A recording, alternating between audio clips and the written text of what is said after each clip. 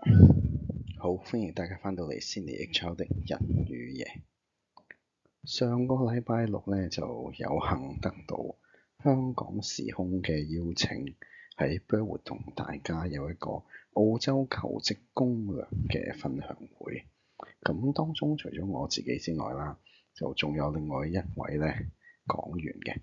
咁我哋兩個呢，加埋就係代表緊中小企同埋大企業啦，分享咗呢喺職場上邊呢一啲嘅點滴，讓到呢喺在座同埋呢喺線上嘅參與者呢都能夠大概知道喺澳洲同埋香港喺揾工作方面呢有啲咩唔同啦，同埋需要注意嘅事情嘅。嗱，今日呢會同大家去講翻當日呢我哋講過啲乜嘢㗎。除咗會講翻之前講過少少嘅有關澳洲嘅統計數據之外呢，另外呢都會同大家分享翻啦，究竟係兩個地方嘅職場咩唔同啦，同埋呢大中小企呢喺見工嘅時候呢睇法會唔會唔一樣㗎喎？嗱，首先呢都係睇翻統計數據啦。如果大家呢係有留意翻上嗰兩次嘅 YouTube 呢，已經係同大家係分享翻4月嘅統計數字㗎啦。4.1呢係個失業率啦。我哋知道咧即係呢個失業率咧係即係橫行咗咧都幾個月㗎啦。預計咧嚟緊嗰幾個月咧都會繼續橫行嘅喎。點解咧？因為工黨嘅上場啦，佢其實咧就要保住呢個失業率咧長期喺呢個位置㗎。因為呢個都係叫低水啦，我哋講過啦。如果繼續升嘅話咧，就會影響咧佢嗰個政治威信啦。咁變咗要點樣做咧？咁佢就咪係咁開位咯。下邊咧會同大家去講翻點解咧會睇到呢個情況㗎。嗱，我哋話咧有一樣嘢要留意嘅，就係嗰個 underemployment rate，即係咧就業不足率咧係慢慢上升緊嘅。嗱，呢個係咩意思咧？即係話咧可能係一啲 casual 啦，或者係啲 part time 啦，就係個工時咧係被調低咗嘅。咁原因係乜嘢啊？其實有嘢做嘅，不過又唔係咁忙。咁於是乎咧就要將咧嗰個返工嘅時間咧就調低啦。好啦，嗱呢4個圖咧，其實咧喺上一次嘅 YouTube 咧都講過㗎啦。我哋要留意嘅就係薪資價格指數呢個圖。記唔記得頭先講過咧，話工黨咧係要開位咧去保就業㗎。嗱，你睇到咧兩個即係圈住嗰個兩條線咧，一條係下跌緊，一條係上升緊嘅。咁下跌緊嘅呢個薪資指數咧係屬於咧私人市場嘅，咁升緊嗰個咧即係屬於咧呢個咧 public sector 㗎。咁即係乜嘢意思咧？即係其實反映緊咧係私人市場嘅就業咧其實係下降緊㗎，不過咧係政府嘅就業率係升緊嘅，咁於是乎咧兩者咧係當中咧就取到一個平衡嘅。嗱，我哋要留意一樣嘢㗎，就係話咧，假如有一日唔係工黨嘅話咧，換咗自由黨上場咧，咁變咗乜嘢咧？就有機會咧，就連嗰條線即係 public 嗰條線咧，都可能向下調啊。咁整體咧，你就會發現咧，嗰個失業率咧就會開始攀升㗎啦。咁當然啦，以而家嘅政治形勢，我哋真係好難預計到咧，究竟自由黨幾時先至可以上翻場啊？工黨咧似乎咧都有一段長嘅執政時間嘅。嗱，喺每一個 state 同埋咧就每一個 territories 咧嗰個就業率啦同埋失業率咧喺呢個圖表度睇到㗎啦。咁我唔會咧喺度花太多時間講啦，畢竟咧上一次已經講咗都係俾大家做一個參考嘅啫。嗱，咁究竟香港同埋喺澳洲咧做嘢有啲咩分別咧？嗱，呢個比較即係有趣少少嘅一個資料啊。嗱，我分咗做3個部分嘅。首先咧，我哋咧就比較咧係睇一啲我哋叫做咧係即係立法法律嗰一邊啦。咁首先咧就係咧最低工資啦。香港嘅最低工資咧只係40蚊港幣嘅咋嚇，去到2024年。澳洲就唔係啦，澳洲咧就係24.1。咁呢個咧係 Fair Work 所 set 嘅 Miscellaneous Award 裏邊嘅最低工資，係由2024年7月開始咧就係行緊呢個24.1嘅。今年會唔會加？基礎上會嘅，加幾多啊？我諗預計係2.5%至2.8%左右啦，即係加到丁咁多，好過冇咁話。咁另外啦，工作時間咧就係咁嘅。香港法定就唔可以超過44個鐘啦。雖然大家都明呢樣嘢都係得個講字嘅啫。我諗喺香港閒閒地每日做60個鐘係常識啦，係咪？澳洲就唔係啦，澳洲咧嘅法定係38小時啦，Fair Work 講嘅。咁如果你過咗嗰38個鐘咧，尤其是你係時薪即係 wages 嘅話咧，你就需要俾 OT 嘅咯噃。咁 OT 咧就唔係咧你個時薪嘅，係需要加上我哋叫做 penalty。咁通常係1.5啦，頭2個鐘頭大部分award啦。咁如果去到第3個鐘頭咧，就要俾2倍嘅咯噃。嗱，關於最低工資咧，我亦都係有同大家講過嘅，都係可以睇翻我以前嘅 YouTube 咧去留意翻嘅。點解啊？因為咧其實咧個工資計算咧喺澳洲係非常之複雜㗎。有機會咧我哋可以再傾嘅。假期方面啦，嗱，香港咧就有每年有12日嘅法定假期啦，另外咧最少有7日嘅年假嘅。澳洲就唔同啦，澳洲咧係有20日年假嘅喎，未計法定假期啊。另外咧仲有10日嘅個人假期啊。通常呢啲係乜嘢咧？就係 sick leave 啊、carer leave 啊嗰啲咧就包晒嘅。所以喺澳洲其實係多啲假㗎，大家要留意。工會方面啦，香港嘅工會影響力相對嚟講比較薄弱一啲嘅，即係乜嘢啊？工聯會你都揾你學嘢多嘅啫，係咪？呢度唔係嘅喎，呢度嘅工會咧就好活躍㗎啦。佢有集體談判啦，同埋咧會咧有啲行業嘅award嘅制度嘅。佢哋會罷工啦、罷市啦。同埋咧，佢哋咧亦都係有一樣叫做 enterprise agreement 嘅，係乜嘢嚟嘅咧？就係唔同嘅公司咧，佢有機會係有唔同嘅 enterprise agreement 去加份嘅喎。一般嚟講咧，人工咧係會高丁咁多嘅，同埋咧佢喺升職嘅方面咧係講非常之詳細嘅，即係話乜嘢咧？你要由呢一格去到嗰一格，你一定要達到某一啲嘅嘢，而 enterprise agreement 咧好多時候咧就寫得好清楚嘅。咁呢個咧就係工會咧係非常之唔同嘅，同香港。最後啦，就係咧個勞工補償同埋復工嘅制度啦。嗱，乜嘢意思啊？喺香港，譬如你整親啊、工傷啦，咁其實咧就比較咧少咧會強制僱主安排咧即係受傷嘅你去復工嘅喎。喺澳洲咧就唔同啦，澳洲咧有一個叫做 Return to Work Plan。咁係咩意思咧？即係話，譬如你係做藍領，或者你係做體力勞動工作，甚至你喺 office 做，萬一你跌親、整親、扭傷咩都好啦，你失去咗部分嘅工作能力嘅時候咧，咁咧就會 claim 保險啦。claim 保險之餘啊，亦都要咧有一個叫做 Return to Work Plan 嘅，即係話乜嘢啊？即係話醫生咧會同公司講，你而家咧只能夠做到幾多嘅工作。咁有咩唔同啊？同香港最大嘅唔同就係呢個係強制性嘅喺澳洲係有法律咧去保障大家嘅。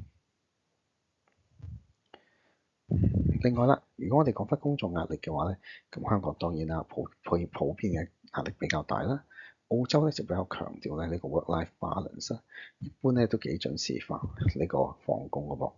另外啦，如果大家有留意咧，舊年咧亦都係咧過咗一樣嘢叫做 right to disconnect 㗎，即係話咧係僱員咧係有權喺放工之後咧係唔接公司嘅電話嘅。呢個咧就都係有幾大嘅分別㗎嚇。另外上司同下屬嘅關係咧，亦都可以留意翻。香港咧就可能 hierarchy 多少少啦，呢度唔係冇㗎，呢度其實係啲大公司啦，或者係一啲即係可能亞洲文化公司咧都有機會嘅。咁但係喺其他嘅公司咧，一般嚟講就 casual 一啲啦。例如乜嘢咧？例如可能逢禮拜一翻到去咧，大家會傾翻可能而家冬天rugby season 如果你嗰度贏咗咧，你就可以即係意氣風發咁樣去同同學、去同你啲同事咧去分享翻啦。又或者咧，如果咧係個同事嗰度贏波咧，佢有可能咧笑下你啦。咁大家咧都係可以融洽咁樣相處嘅。嗱，如果我哋講到咧下邊少少啦，其他大家可以自己睇啊。性別薪酬差距咧，香港咧就唔多講㗎。澳洲就唔同啦，澳洲咧有 Gender Equality Reports 乜嘢意思咧？喺澳洲咧係睇呢個性別差距嗰個人工咧係睇得好緊㗎。每年咧由舊年開始啦，每年咧超過150人嘅企業咧係要交 report 嘅喎。咁其實而家喺澳洲咧男性同女性同一份工嘅差距咧大概20%至21%左右啦。咁當然希望可以盡量 close 個 gap 啦，不過似乎暫時咧都未能夠嘅。去到跟住歧視條例啦，香港都係有嘅，不過咧就唔係執行得即係非常妥當啦。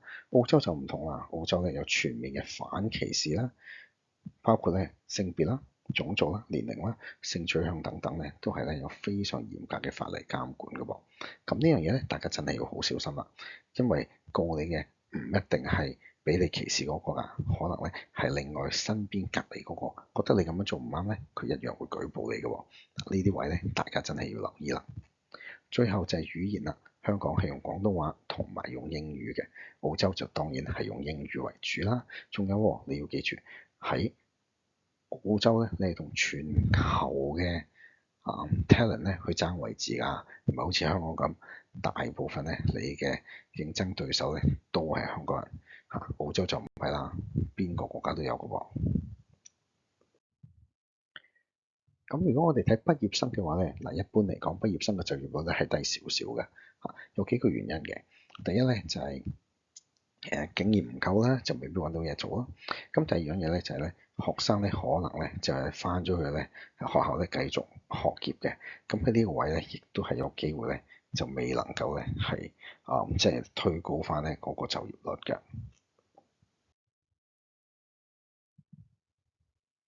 好啦，咁如果我哋睇下呢個人工方面啦，紅色嗰啲位咧就係話咧係人工咧就比較唔係咁理想嘅嚇。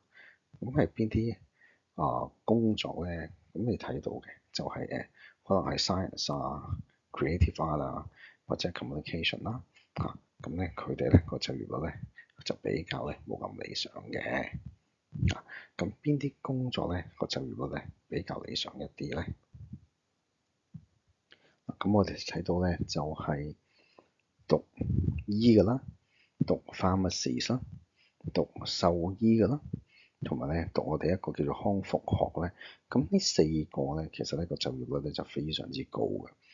咁而人工最好嘅咧，其實係咩咧？原來係牙醫喎。雖然就業率都只係得83.2啊，咁但係佢嘅入職嗰個人工咧係冠絕咧咁多唔同嘅學科喎。我想特別 high 呢一個叫做康復學。咁點解咧？因為你記唔記得頭先我講喺澳洲咧，如果你係受工傷啦，你要康復嘅時候咧，咁咧就需要咧係慢慢咧去即係融入翻工作嘅。咁而康復學呢一個嘅職業咧，正正咧就係可以咧幫到咧呢個工傷嘅朋友咧去慢慢融入翻工作嘅喎。如果咧你讀緊 Year 11同 Year 12咧，你可以考慮，如果又唔介意，可能係幫人去康復啊，可能要做一啲治療嘅工作啊，呢個咧絕對係一個可以考慮嘅學系嚟嘅喎。揾工有咩須知咧？都係嗰句啦，睇翻我之前嘅 YouTube 咧就可以㗎啦。呢度都唔同大家講得多啦。最後啦，我發現咧，原來今次嗰個講座裏邊咧，另外一位講者咧，俾我睇到，原來喺大企業咧，佢嗰個見工同喺中小企真係好唔同㗎嚇。咁佢喺大企業比較着重啲乜嘢咧？就係流程咯，比較有明確嘅指引。咩意思咧？即係話咧，佢有晒成個 protocol 啦，可能咧有晒唔同嘅文件咧，俾你跟住問啦，跟住講嘅，就冇話即係可以咧就個人化咧就未必太多嘅。咁另外咧，佢係會用 AI 篩選嘅嗱，其實政府工都會㗎。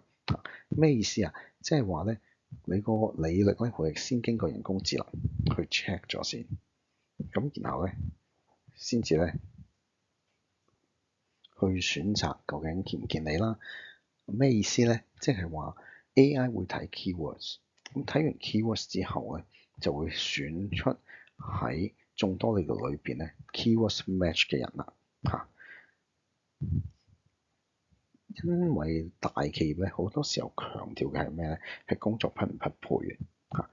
咁所以咧 AI 咧就喺呢度咧就會咧係派上用場嘅。最後 cover letter 啦大企業咧原來會睇嘅喎。雖然我係講過話唔係好細睇嘅，因為中小企咧分而家睇中小企就唔係好睇嘅，即係起碼我自己唔係啦嚇。咁我啲同事好多都唔係好睇嘅，即係 cover letter。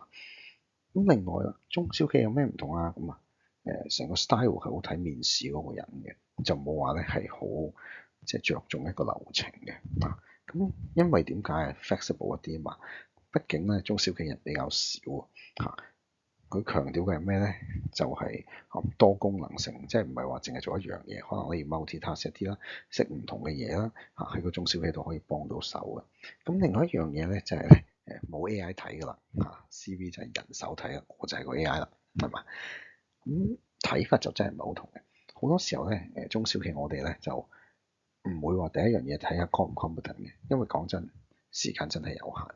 好多時候我哋會睇咩？即刻就睇下你做過啲咩工先。咁你之前做過嘅工有冇係同我而家份工係有配合嘅地方？咁有咧，我就一定會睇落去嘅嚇。咁呢樣嘢咧，大家真係要留意下啦。咁另外有啲咩相同啊？例如能唔能夠融入到公司嘅文化咧？咩意思咧？就係話如果你係一個內向嘅人，而成公司好外向嘅，咁你就顯得格格不入啦。喺呢個位咧，都會影響咗咧你能唔能夠得到嗰份工嘅機會㗎喎。另外你嘅個人儀表，你嘅社交禮儀啦，例如點樣握手啊，你着衫用反轉出嚟着啊，嗱唔好笑啊，我見過㗎嚇。咁呢啲咧都係能夠代表咗你嗰個人個意識形態嘅喎。最後就係跟進啦，嗱無論大小企業咧，你都可以跟進嘅，問翻應該問嘅問題，跟進翻嚇，你就有更加多嘅機會咧係可以咧進入第二輪，甚至被聘請嘅。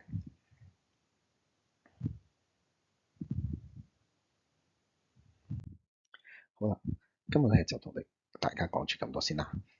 有機會嘅會再同大家深入啲去分享。有咩問題嘅可以寫翻個 email 俾我啦。subscribe 我嘅 Patreon 啦，同埋 YouTube channel 㗎。行有餘力嘅，當然啦，Patreon 可以去加入成為我嘅會員啦。